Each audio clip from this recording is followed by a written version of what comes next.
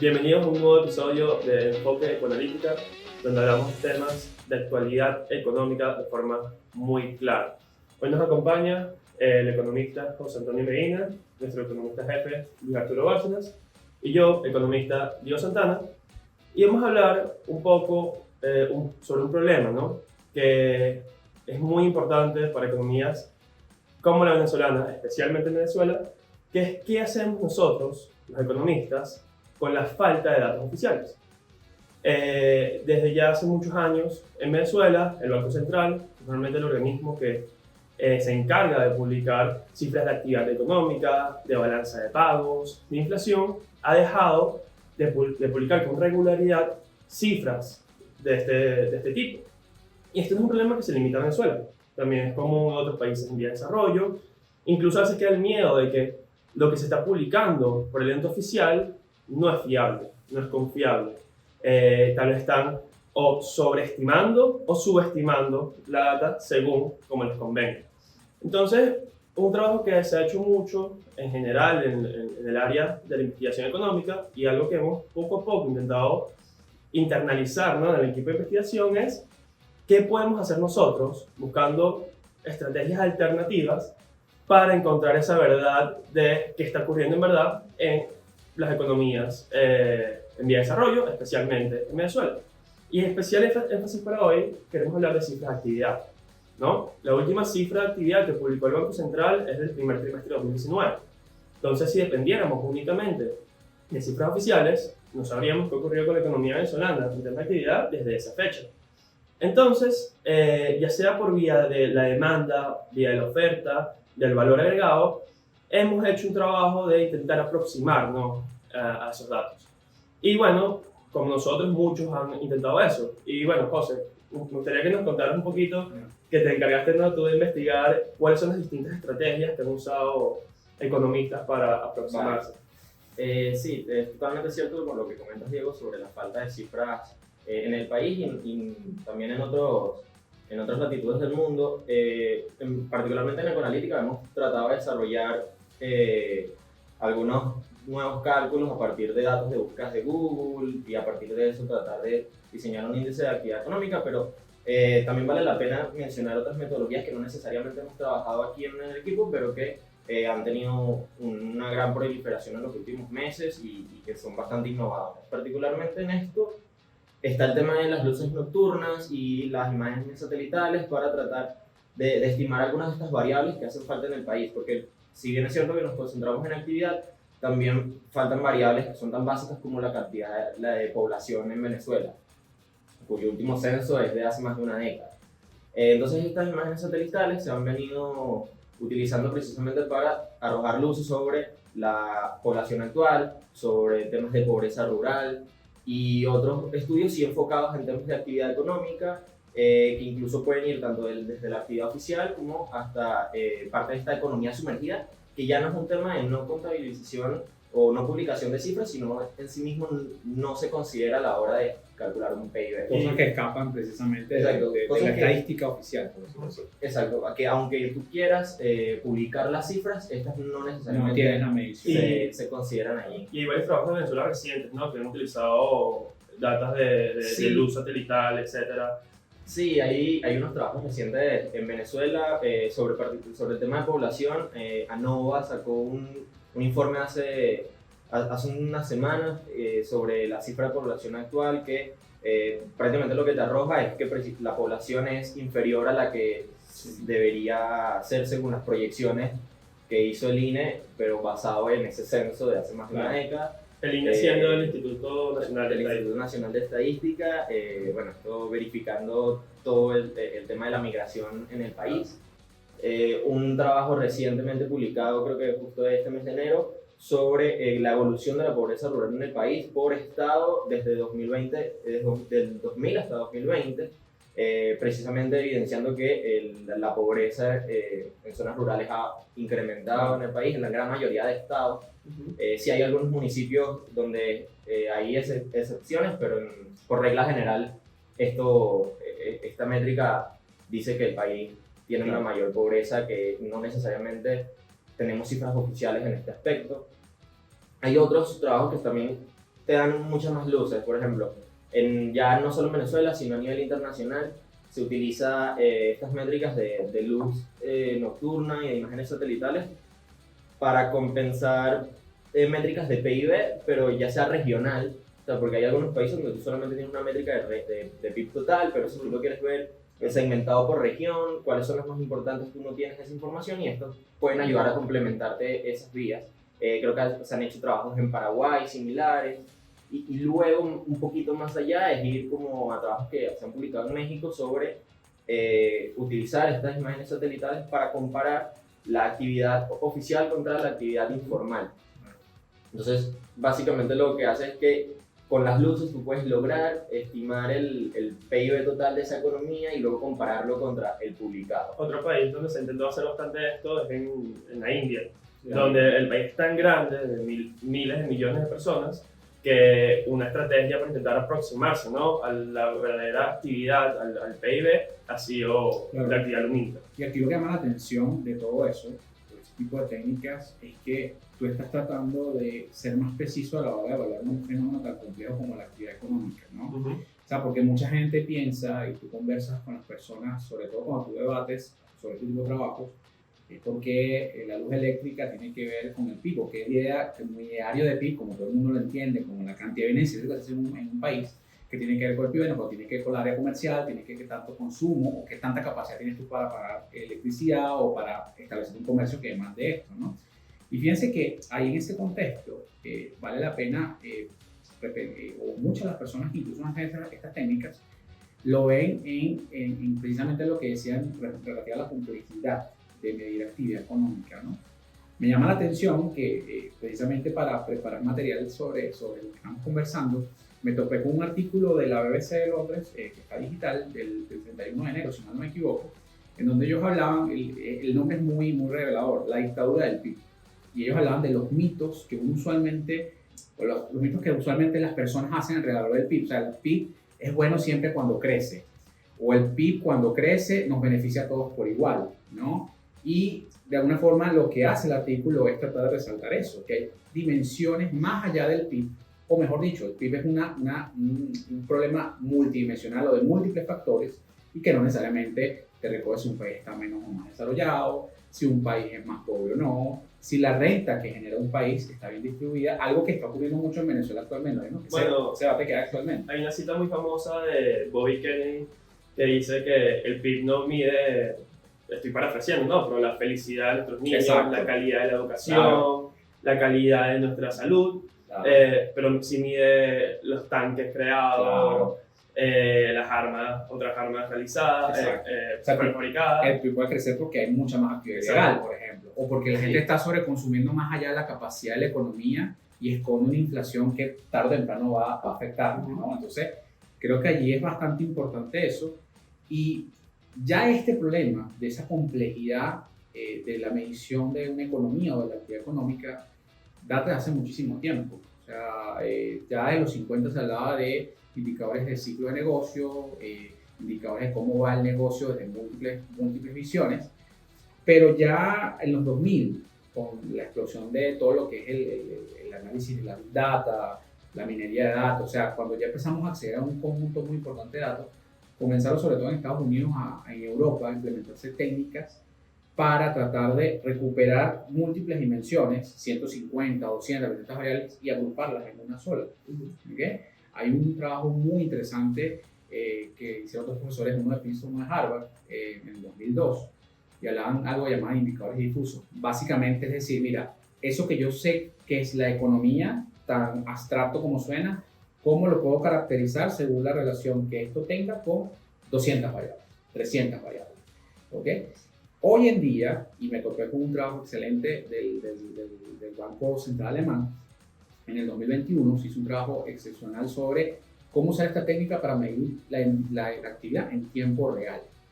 Y entonces empezaron a no solo incluir métricas asociadas a actividad económica en general, laborales, producción de la actividad de las empresas, ventas en la empresa, también empezaron a incorporar indicadores de contaminación, indicadores de vuelos aéreos, incluso indicadores de algo que se está usando mucho y se está viendo como una alternativa de búsquedas de Google. ¿Okay? Sobre todo, particularmente, las búsquedas de Google que hacen las personas en cuanto a empleo y ayuda pública, ¿no?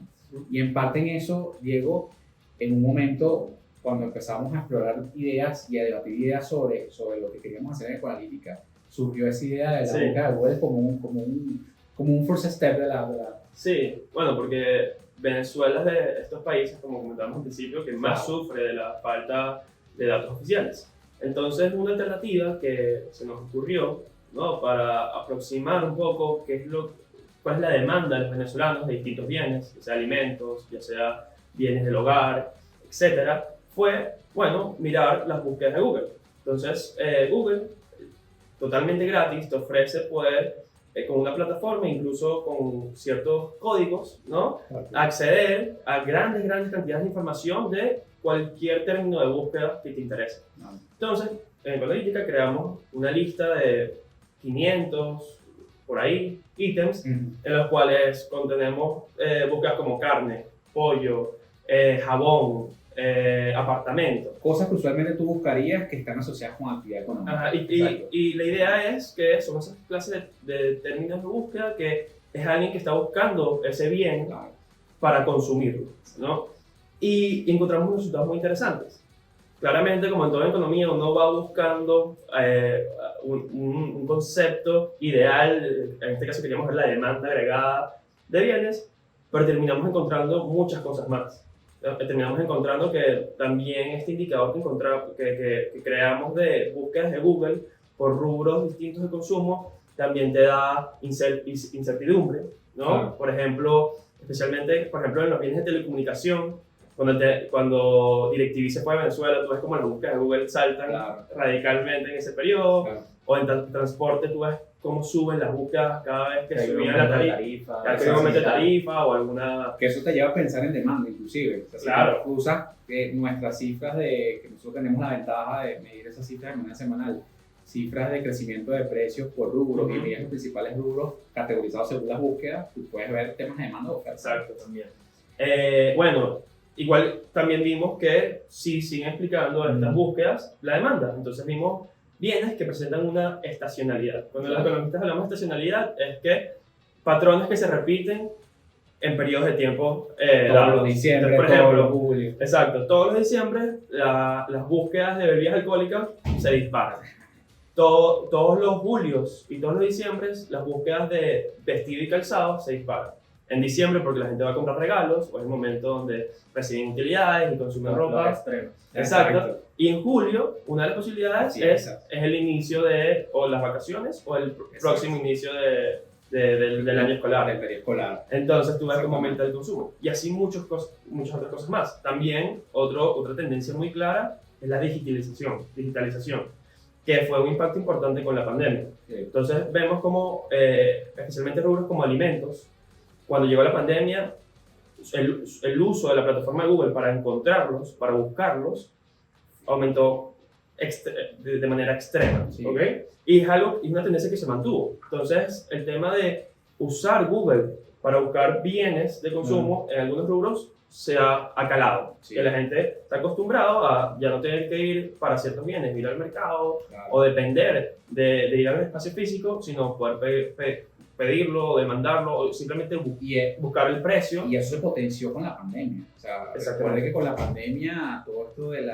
los servicios a domicilio, la economía a domicilio, el mismo delivery ha permitido que precisamente el uso de estas plataformas para adquirir unos bienes que anteriormente tenías que trasladarte o tenías que movilizarte, ya no tengas que hacer.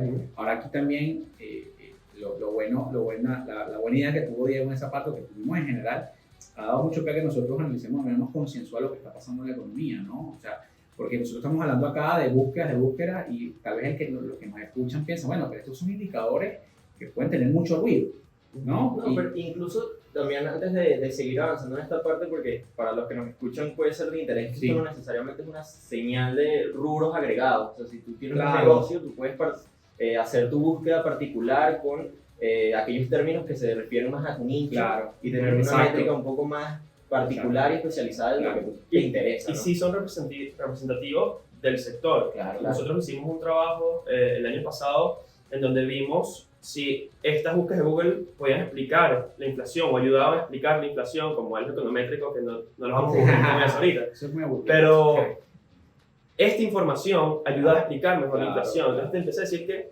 a pesar de que puede haber ruido, y como toda cifra buscada de manera alternativa, especialmente la economía venezolana va a tener ruido, pero sí tiene una información Pero importante. es que fíjate que incluso, o sea, y llama muchísimo la atención, algo de lo que decía José, yo hace poco tuve un contacto con uno de nuestros clientes de un sector muy particular, un sector que está muy afectado por todo el tema de importaciones, la apreciación del tipo de cambio, o sea, ese costo de $10 que vemos en Venezuela.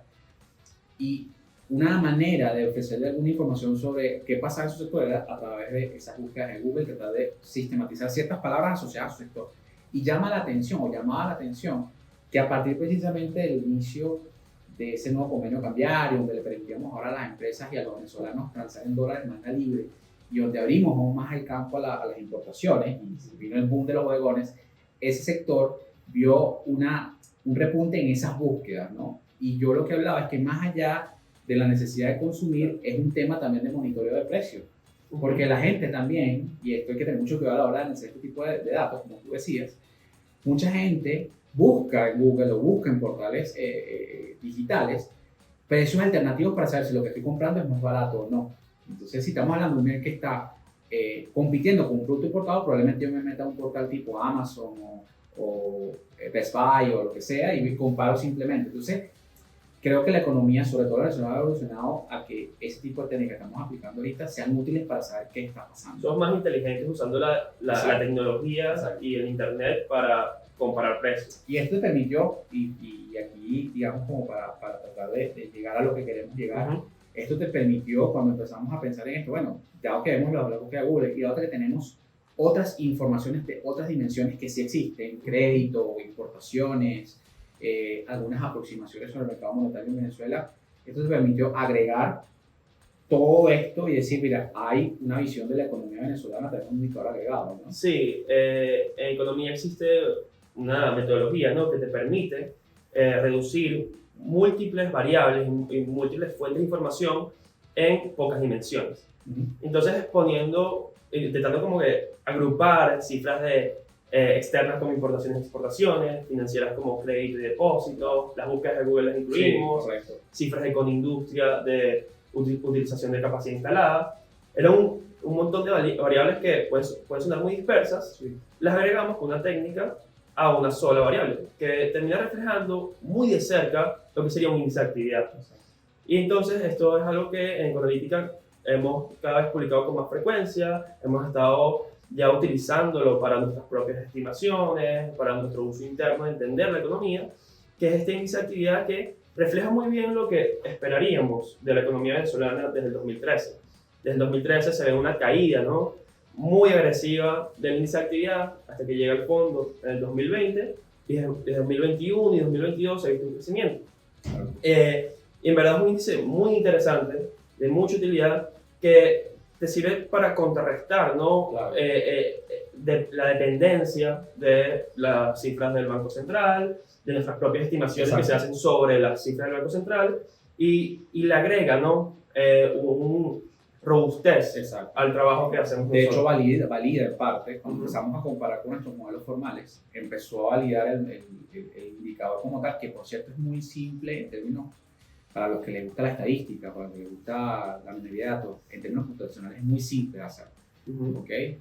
Creo que lo más difícil es data, como ya lo sabemos, pero creo que, digamos que empezamos a verlo, empezamos a construirlo, empezamos a validar con nuestro modelo y asombra inclusive lo cerca que está la dinámica económica venezolana bajo esa visión y bajo nuestra visión inicial, ¿no?, en esa parte. Sí, y sobre todo eso que mencionabas, el tema de la validez, porque si bien nosotros acá nos hemos enfocado en este uso de metodologías alternativas como para suplir esa falta de datos, también sirven precisamente para, incluso cuando tú tienes estos datos, validar Claro. estas cifras oficiales. De hecho, si retomamos un poquito, el mismo tema de las luces nocturnas se ha utilizado para validar qué tanto engañan o no un país por su crecimiento económico, de acuerdo a si es más democrático o menos democrático. Claro. Entonces eso también se utiliza en estas nuevas metodologías en aquellos países donde tú tienes todas tus cifras, Claro. precisamente para eso, para validar cuáles son los resultados, sesgos que puedan tener cifras oficiales o no.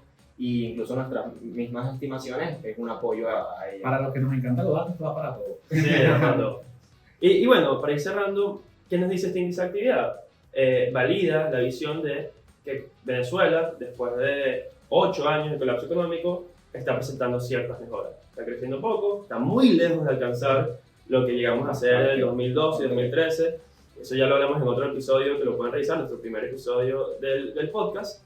Pero lo que sí vemos es que hay una cierta mejora, por lo menos en temas de actividad. Y bueno, con esto me gustaría cerrar, ¿no?, el episodio de hoy. Muchas gracias por escucharnos.